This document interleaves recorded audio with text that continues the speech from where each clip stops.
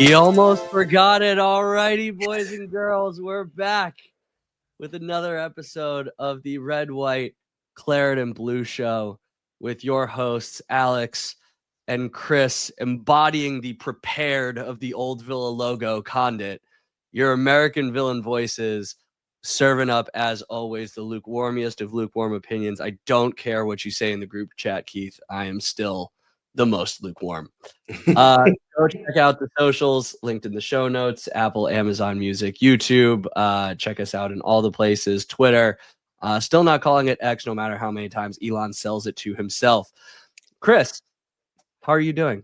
I'm doing great, Alex. I hope you are on this very polleny day in North Carolina. The whole sky is yellow and has been for a few days. If you guys aren't from the American Southeast, come on down from March to April, because it's a big time of just yellow stuff all over everything you own. It's like all the evergreen trees have just jizzed all over all of the state. Very eloquently put.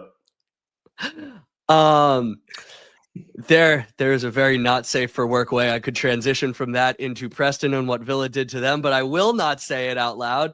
Instead, I will let you all use your imagination and just say that we are going to dive right into our recap of what was an evisceration on Sunday morning.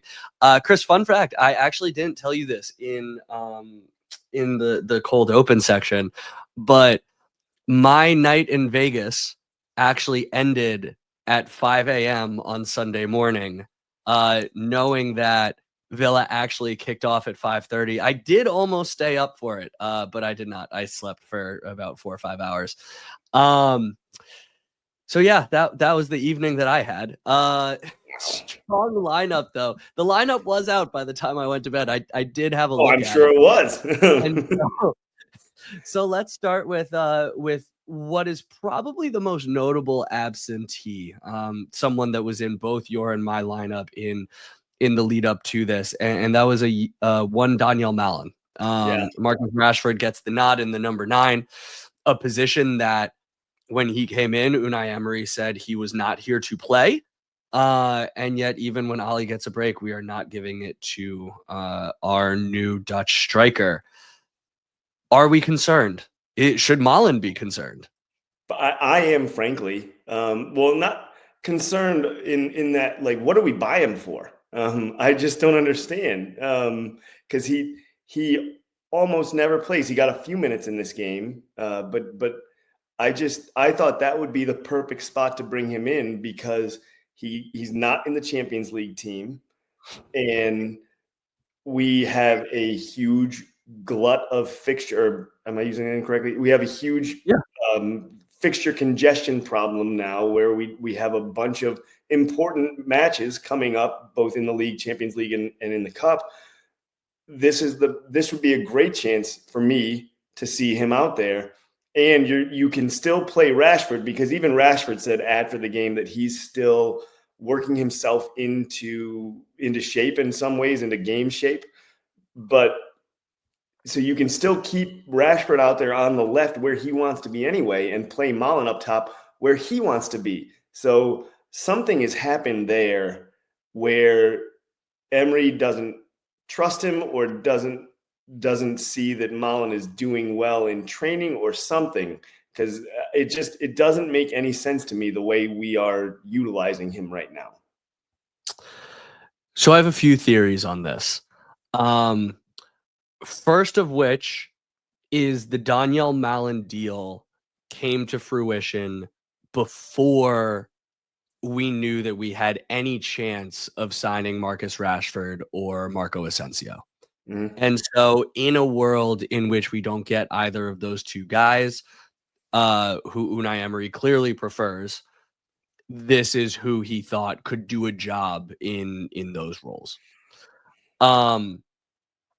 I also believe that Daniel Malen is the only long-term player that we have signed him to a 4-year deal, and Unai Emery wants some very specific things out of certain players. Now, he's coveted Marco Asensio for quite a while, right? This is the third bite at the cherry where we finally got him in.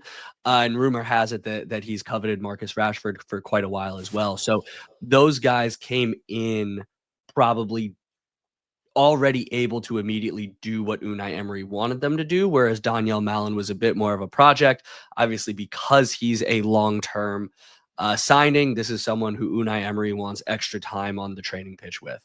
There were also some quotes that Unai said that he had been out of the squad, wasn't playing as much in Dortmund, and so he's happy with his progression, but that there's been an acclimatization to what they're trying to get. Unai Emery loves the word demanding, that how they're trying to be demanding with Daniel Malen. Regardless of what reason it is, though, if I'm Daniel Malen, I'm asking for a transfer in the summer. Like I don't know how you can come in, sign, expect to be this person, and like just be treated this way. And I worry that what we're seeing with Daniel Malen is kind of, we've seen it with a couple different guys, but I'll say specifically what we saw with young Tim Arogbenam towards the end of last season, when we had all these opportunities. We saw a couple moments of promise, right? There was the game versus Man City where he played really well. Daniel Malen obviously had the early flashes of brilliance when he came in and showed himself to be fairly lively. And then all of a sudden, Tim was out of the squad, and we had all these games where we were like, why isn't Tim rotating in? Why isn't Tim rotating in? Why isn't Tim rotating in? Well, he left in the summer because Unai didn't think he was good enough. And so I do wonder if now that he's getting a full-time look at him, he's realizing that Daniel Malen just might not be it. Yeah. We saw it with Costa earlier this year before he left, similar kind of pattern. I think there might just be something there that Unai is not getting, and unfortunately, we spent a lot of money on this guy, and we might be on the hook for it for the future if he can't find a way to get him into the lineup and get him doing what he wants him to do. Yeah, I mean, I hope that's not the case, and I hope that Malen can rebound, because I mean, when he first came on, he was almost always the player that made a difference in the game when he was first coming on the scene. Totally. He looked like extremely lively and comfortable. So I think there's a player in there, and so hopefully he doesn't ask out in the summer. But I would understand if he did. The problem is we're not going to get back the money we paid for him, and we're still then likely going to need a backup striker. A backup striker, a winger. I mean, slash, yeah. Just forward winger type player. Yeah. Yeah. And maybe he's the long-term replacement, Asensio available for 15 million, but obviously on huge wages, probably immediately becomes your highest earner by a good margin. Marcus Rashford, we can talk at the end of the season as to whether we think that he should exercise, or I should say that Villa should exercise their deal for him, not that he should exercise it to come here. But there is probably a world in which neither of those guys are Villa players next year. And so maybe that's where Malen kind of comes in to fill those two roles. But that is a conversation for another day. Let's move on from player that's moving slowly to a very slow first half. Not a lot happening, evidenced by, as I just rewatched the highlights, I think of the 10 minutes, the first half was about a minute and a half of them. Because there was nothing going. Yeah. And I guess I'll ask you, because there aren't many moments to break down. Yeah. When you get to halftime, are you getting a little nervous that Preston is just going to figure out a way to frustrate this for 90 minutes and send it to penalties? So a little, I like that thought entered my mind. And what I'd like to point out is that Preston did a really nice job defensively organizing, because they were Villa had the ball, I think like 79% possession or something like that in the first half. But I don't even think that Villa had a shot on target. I think the only moment in the first half was when Ezri Konsa had that header that glanced too high off the top of his head and went wide. So to have that kind of organization and to force that many corner kicks in the first half, and for Villa to get nothing out of them, like Preston should be, or should have been, I should say, pleased with that first half result, because they had the best opportunity in the first half by a wide margin, and maybe should have scored.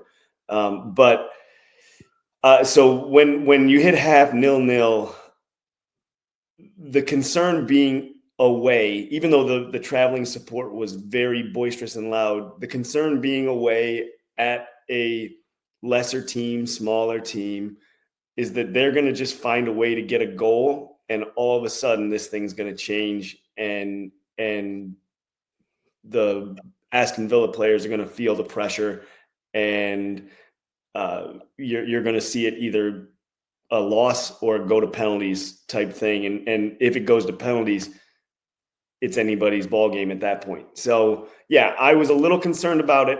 The one thing that I held my hat on, though, was that Villa had so much possession and they were getting the ball into dangerous areas.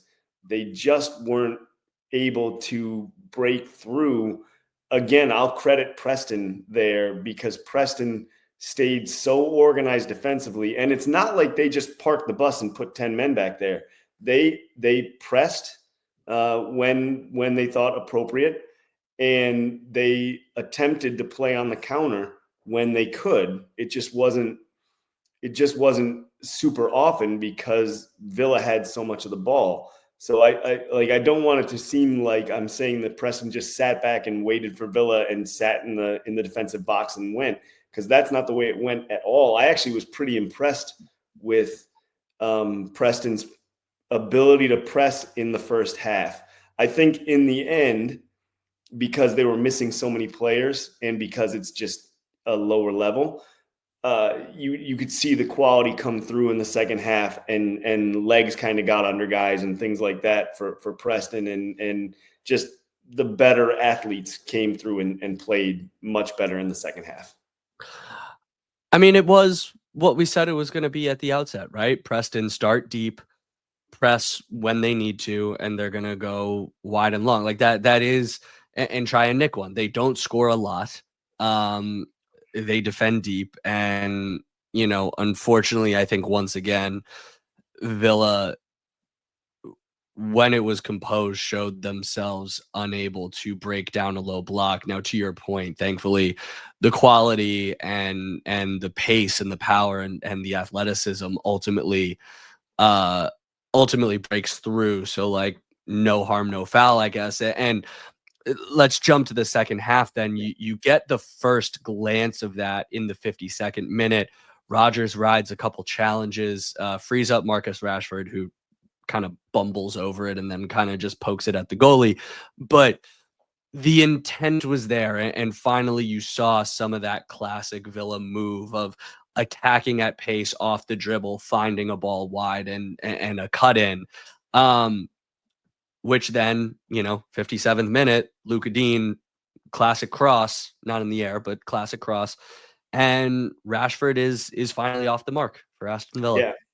Yeah. So that 52nd minute, I want to just point out, because that was the first real moment where you saw a breakthrough for Villa. And Marcus Rashford gets the ball caught under his feet and should have done better. I'm not saying should have scored, because it would have been difficult, but should have done better than he did. So I was happy to see him get on the score sheet later. And it was a really nice ball in from Dean. And like I think I called it a classic Unai Emery style goal, because it came from the middle from, I think, Morgan Rogers, went wide to Dean, and then Dean brought the ball in on sort of a cross / comeback from the byline, and Marcus Rashford was there to put a toe on it, and great finish, 1-0. And from that moment on, shout out Big Walter. He actually texted me, my father-in-law, and said, "Do you think this will open the floodgates?" And I texted him back and I said, "I do. I think we're going to see a couple more goals now." As it turns out, that was exactly what we saw. So I really nice play, really nice finish from Marcus Rashford, and then he gets himself a second just a few minutes later. It did become wave after wave of attack, it feels like. At that point, Preston needs to come out more. They can't play their style. We know that they don't necessarily do a great job carving out chances, but it was going to leave them open at the back. So, yeah, before we get to Rashford second, though, comical double miss from Ramsey and Rogers on that ball that comes across the box. Ramsey kicks it with his left nearly horizontally, and then Morgan Rogers lasers it at some other dude's stomach. So that was pretty funny.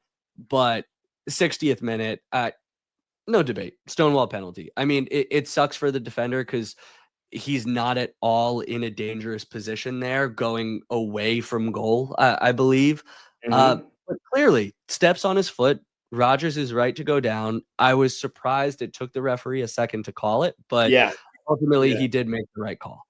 It was that I think was the strange part of it, was that the referee didn't call right away. You know, it almost took the Villa players saying "hey" and pointing. You know, but it was a dumb challenge. Like it wasn't a great penalty in terms of like it wasn't a dangerous play. What Morgan Rogers was not threatening goal, anything like that. But by the same token, it was a really stupid challenge. Like it was really dumb. Totally. You know, he's late. He stomps Rogers' foot. It's a penalty. And then I think you and I had talked when Rashford came on, either on this podcast or off of it, that this at least would give us a penalty taker. And Marcus Rashford was the penalty taker, and he was cool as a cucumber. Put it right where you want him to go, and easy peasy, 2-0. I'm gonna admit something here, and people are gonna think I'm piling on Rashford. It has nothing to do with him. I hate the slow stutter step, basically stop penalty. I don't think forward should be. I don't think the striker of the ball should be allowed to do it. I think it gives them too much of an advantage over the goalie. I hate to see it.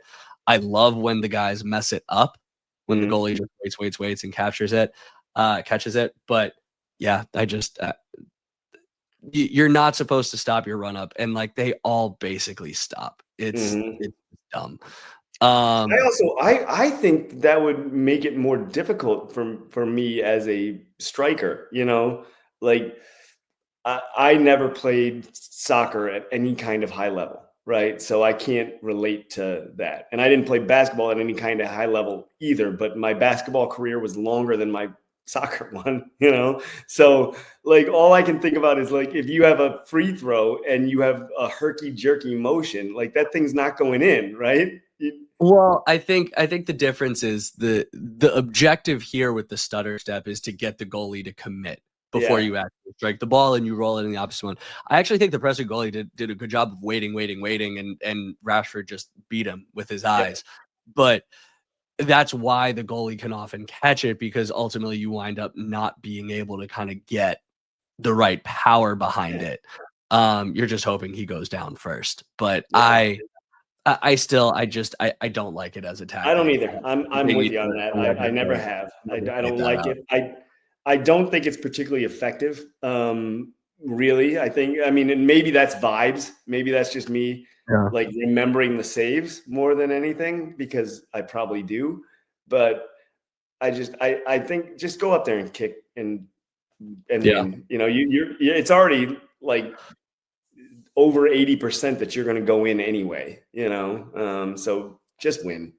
I forget who did it recently. It was very recent, like within the past couple months. But someone did a one-step penalty. Literally just took one step back, step in, and just lasered it in the corner. So the goalie had no run up to kind of predict and jump. I loved that. That's what I wanted. No, I didn't see that one. That's cool though. That'd be cool to see. I'll have to Google find it. I'll send it to you after. Yeah. But yeah, so all right. 2-0. Moving on from random penalty thoughts. Let's just get the third. Jacob Ramsey, well-earned third goal for how he played. And honestly, like really, really nice, just visually appealing goal. The weight that he had on his dribble, the acceleration, the holding off of the defender, powerful finish that goes right through the goalie's hands. Just love to see that from him. And Yeah. that's something that hopefully as he continues to get back to his best, he's obviously had, an up and down kind of, we'll say year and change now, with his injury issues. And so it's nice to have him cap off an all around great performance with an awesome goal. I agree. He played really well throughout the game, and that was a really nice goal. Like you said, I can't really add anything to it. He did such a nice job to hold the defense off, and then to be able to generate that kind of power coming through the box was a really, really nice goal from him. And I hope that it just continues to build his confidence as the season goes on here, and hopefully he can be that effective against Premier League competition when we need him. Absolutely. So anything else on the game, or good points, bad points? We can do good points, bad points, I think. All right. Well, we've touched a lot of these. Marcus Philippe Coutinho 2.0 Rashford was very good. Morgan Rogers continues to be good. Jacob Ramsey, as we said, had a great game. Got another clean sheet, which thankfully is starting to become a little bit of a trend. They don't ask how, they just ask how many. Anything else that you want to add here? I think we're going to a semifinal. We're going to Wembley. That's exciting. It's great for the club. It's great for the fans. And like we've talked about, now you're in a real cup run. So that I want to just think about the fact that like they're having to manage the schedule at Wembley for Villa because of a potential Champions League match. That's on the on the scheduling mind in terms of whether they play Saturday or Sunday, because Villa may have a midweek game in the Champions League. And that is a sentence we're saying about Aston Villa in 2025, so like what a time we are in right now. And we really need to enjoy it, even though it's been somewhat up and down in the league. Yeah, so let's. We can kind of blend bad points into larger implication on the season, since you kind of touched on it right there.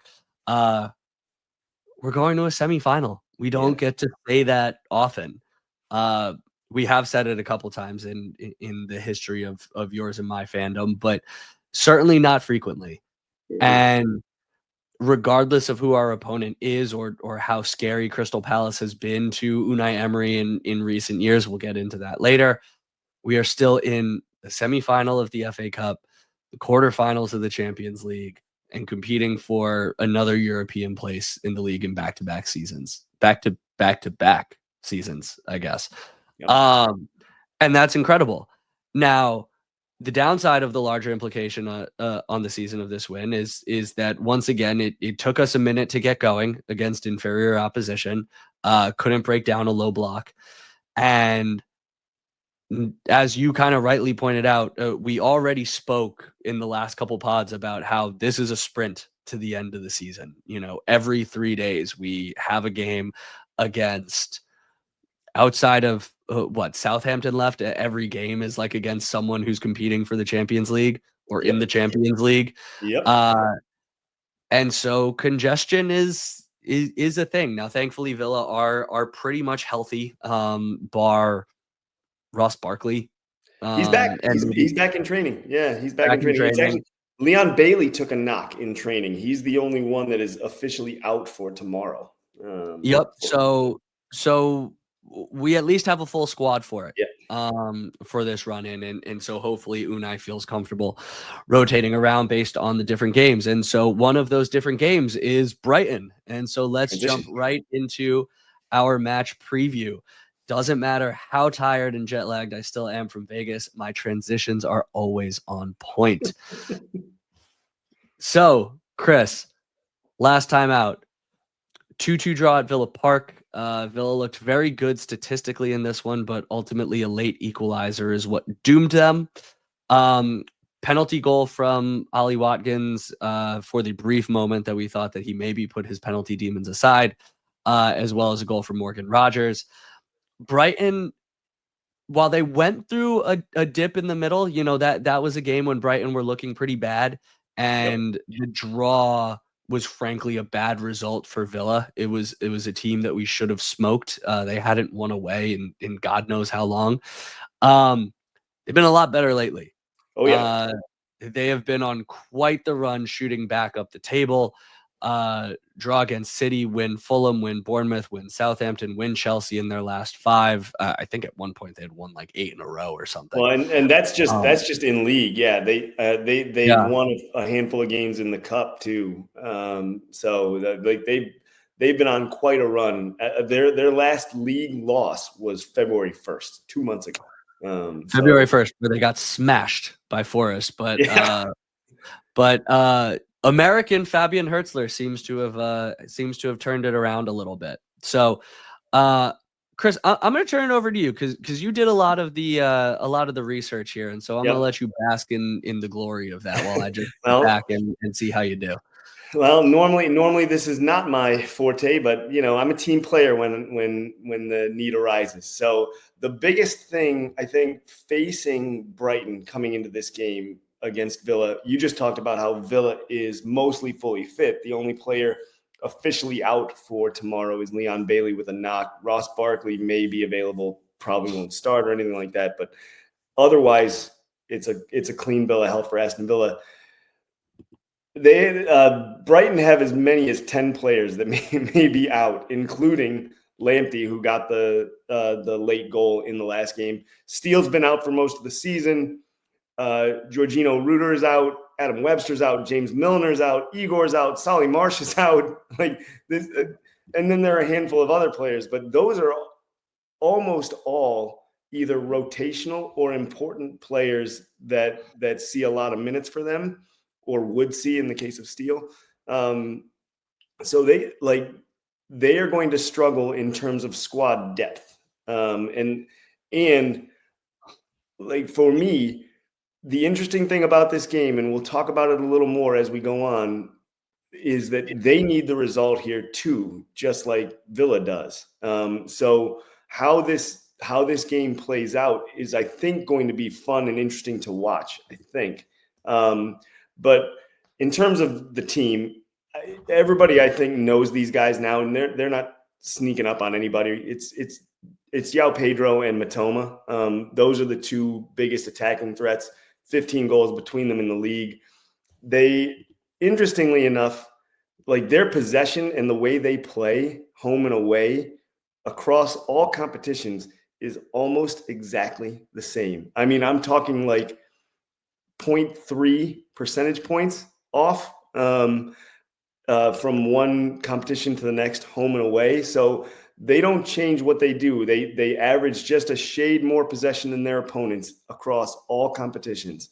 And they largely try to attack through the middle and try to use through balls through the middle to break down the defensive line. Now, Aston Villa have shown themselves to be susceptible to that sort of movement if we can't control the ball through the middle of the field, right? So that, to me, is going to be the key for Villa, is controlling possession in the middle of the field. And I know I say that a lot, but it's also because of the way we build, the way that Aston Villa builds up, that I think it's such a key point. But against a team like Brighton that is going to try to move the ball through the middle of the park, it's all the more important to have Kamara, Tielemans, Onana probably coming off the bench, maybe Barkley if he's available, to make sure that we maintain possession and control through the midfield. We can't have the silly turnovers that have plagued us at certain parts throughout the season, because if we do, we're going to pay for it. That's great analysis. I don't have a ton to add. What I will just say is that Matoma in particular, we highlighted him earlier in this season with how much Brighton's offense runs through him, not just in terms of the goals that he scores, but progressive passes, carrying distance, balls into the final third. I mean, he dominates. He is every bit the superstar that they and their fans build him up to be. So that right side, whether it's Matty Cash or Garcia, certainly going to have their hands full trying to mark him. I guess let's jump into the Villa side of this. You started to get at it. Brighton want to possess the ball and kind of attack quickly. So having a controlled buildup is going to be important for Villa. And I think also what I'll say is our ability to counter should be something that we should look to exploit and that Brighton should be afraid of. Our ability to turn them over as they kind of draw us in, and then counter that going the other way through a Marcus Rashford, a Morgan Rogers, so on and so forth, and really attack at them at pace when they commit men forward. That's something else that I remember from earlier this year. So with that, Chris, I guess let's dive right into our Villa lineups and how we're going to counter that. I'm curious to see about one specific player, if you're going to include him or not. I think I know where you're going. And I was when I was thinking through this lineup, I went like 3 different ways. And this is where I think I landed where I think Unai Emery is going to put these players. Okay. So it's Emmy at the back, obviously. Cash, Konsa, Pau coming back, I believe, and Luka Dean. I'm assuming Pau is fully fit because he's been in training now for a couple of weeks and went to the warm weather training as well, if I remember right. So I think he's going to be ready, and I think he's going to be key given what you said in terms of Villa's ability to possess the ball and counter, because we talk about all the time how important Pau Torres is to the Villa attack. So I want to see him in there. I have Tielemans and Kamara as the defensive midfielders as usual. Kamara played so well, by the way, against Preston, and we didn't even mention it. He's just such a good player. It's silly. Now is where it gets interesting because, like we said, Leon Bailey is out. I think that Unai Emery is going to go with some combination of McGinn, Rogers, Rashford, and I assume that he's probably going to put Rogers out left and McGinn in the middle, with Rashford. I'm sorry, Rogers out right. I had it backwards. McGinn in the middle and Rashford on the left, and then Ollie Watkins up top. If it were me, I would put Asensio in and Rogers out wide right. But I think that's what Emery's going to do is go with his guy in McGinn. So I too think that Unai Emery is going to find a way to shoehorn John McGinn in there, and that is exactly who I was asking you about. Now, my lineup, I think that it is going to be Emmy, Matty Cash, Ezri Konsa. I think Tyrone Mings is actually going to stay as left center back. I agree with you about why Pau could be critical in a match like this. But the sense that I get from Unai is that he's typically loath to change something that's working. And say what you will about the manner in which we're getting these clean sheets, championship squad, Bruges down to 10 men, whatever it is. Fact of the matter is we're getting clean sheets. And what we're losing offensively, there's something in that partnership that theoretically is working. And so I don't think that he'll look to change it just yet. It's not like Pau has put in 90 great minutes that all of a sudden everyone's banging down his door over. True. I agree with you. Luka Dean will be on the left. And then the front four, I have the same as you, except that I think McGinn will be on the right and Rogers will play down the middle. For no other reason than it seems like Marco Asensio has been the only player to like really consistently move the only player to consistently move Rodgers out of that number 10 spot. Yeah. I also just like the intelligence of John McGinn to give us a little more width as opposed to Morgan Rodgers, who tends to drift too centrally, in my opinion, when he's out on the wings. Can't bench Rashford after a 2-goal performance, although if I'm Brighton, I'm probably moving Matoma across the front line to the right-hand side. I know he plays on the left where he can cut in on his right foot, but knowing that Luka Dean is going to try and get forward and knowing that Rashford is going to make less than little effort to try and do any sort of defensive work whatsoever, I think that could be an area for Karo Matoma to exploit. So that's how I would kind of counteract what Villa is doing. We'll see what Hertzler does. And then I guess for ultimate clarity, I'll say Ollie Watkins up top.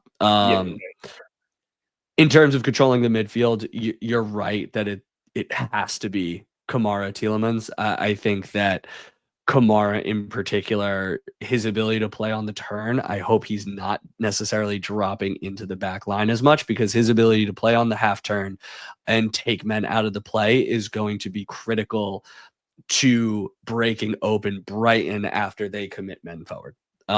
So that's the other thing that I would have for him is, try to get on that ball, try and take some guys out with a turn and a pass and get our attack going. I think, you and I agree. It sounds like I think that it would be better for McGinn to be right. For some reason, I thought that Emery had played him at the 10 with Rodgers wide, but I would prefer to keep Rodgers central. And I will say the only thing you're not lukewarm about is your ability to get in hate on Marcus Rashford's defensive effort in every single podcast. You lose your lukewarminess when it comes to that. I calls them like I sees them. When's the last time you saw him put in a real challenge? I don't know. I just want him out there scoring goals, man. Just get it, roll the balls out, whip it off the crossbar. He's got a bunch of assists. He's got 2 goals. I'm not saying. Well, no, actually, I am saying I would like to see. I was going to say you are saying, but honestly, what I'm saying honestly at this point is just like you have to find things to exploit about your opposition, and like that is just something that I would try and do to try and attack Villa, because it's a combination. It's not just like a lack of effort on his part, I guess is what I should clarify. It is the combination of Luka Dean is going to get forward, and Marcus Rashford is just not a player that you're going to expect to cover him in any way, shape, or form. So theoretically, that leaves something open over there for you to get at with a player like Matoma. That's more what I'm trying to say than anything. That's just a battle that I'm going to keep my eye on. Score prediction? I have 2-2 draw again. I have 2-1 Brighton victory. Yeah. So we're close. I just Brighton is playing very well. Villa is playing much better across all competitions right now, by and large. And finally are fully fit. That's the thing I'm going to hang my prediction on here, is that you've got one fully fit squad and one squad that's going to be very thin. So I hope that we can find substitutions that are going to make a difference. Asensio obviously jumps to mind, but like I mentioned earlier, Onana coming in the defensive midfield could be something. JJ, Malen, you have potential difference makers in the side there. That's a really good point, and maybe I'm not giving the injury aspect enough credit. I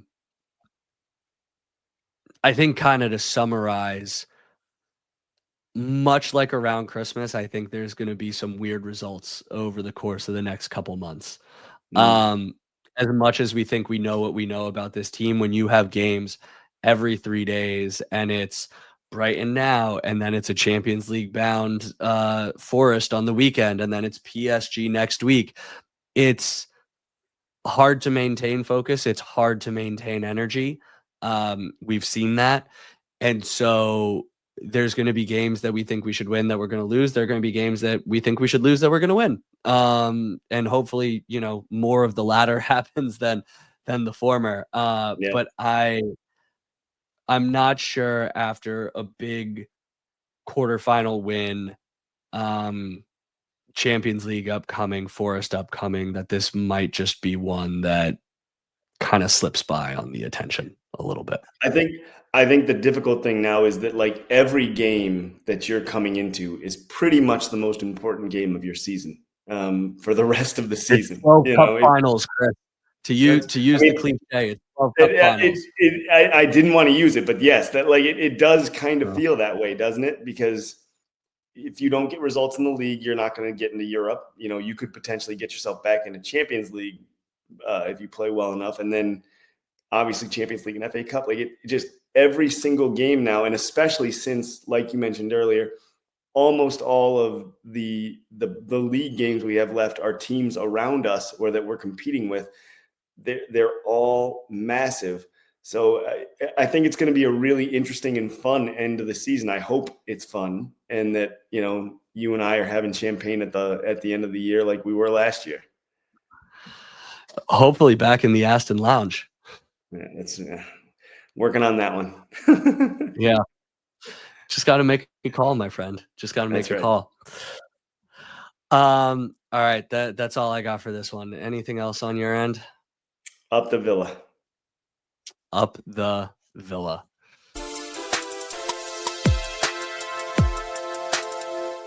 Hi, Mom and Dad.